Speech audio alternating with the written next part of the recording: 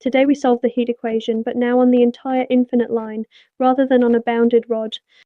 The equation is curly du by curly dxt equals alpha times curly d squared u by curly dx squared for x ranging over all real numbers, with initial condition u of x 0 equals f of x. Because the domain is infinite, there are no boundary conditions to satisfy, so a Fourier series, which needs a finite length, does not apply here. Instead, the natural tool is the Fourier transform in the space variable x, which turns u of xt into a new function, u hat of omega t.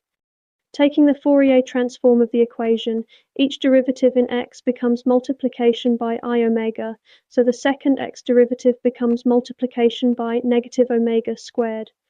This transforms the partial differential equation into a simple first-order ordinary differential equation in time, du hat by dt equals negative alpha times omega squared times u hat with initial condition u hat of omega 0 equals f hat of omega. This ordinary differential equation is easy to solve, since it just says the rate of change of u hat is proportional to u hat itself.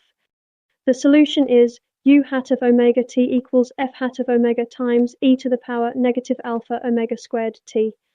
So in transform space, the solution is just the initial transform multiplied by a decaying exponential in omega squared times t.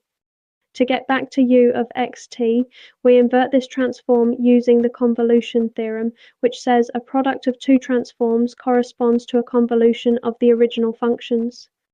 The inverse transform of the decaying exponential factor on its own is a special function called the heat kernel, g of x t, equals 1 divided by the square root of 4 pi alpha t times e to the power negative x squared divided by 4 alpha t.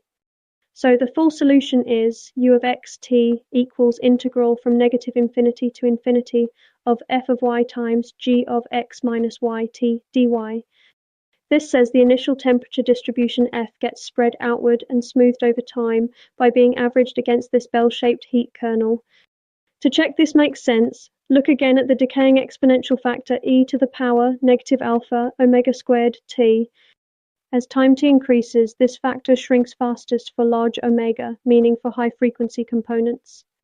High-frequency components correspond to sharp, sudden temperature spikes, so this confirms that sharp spikes smooth out fastest, exactly matching our physical intuition about heat spreading and evening out over time.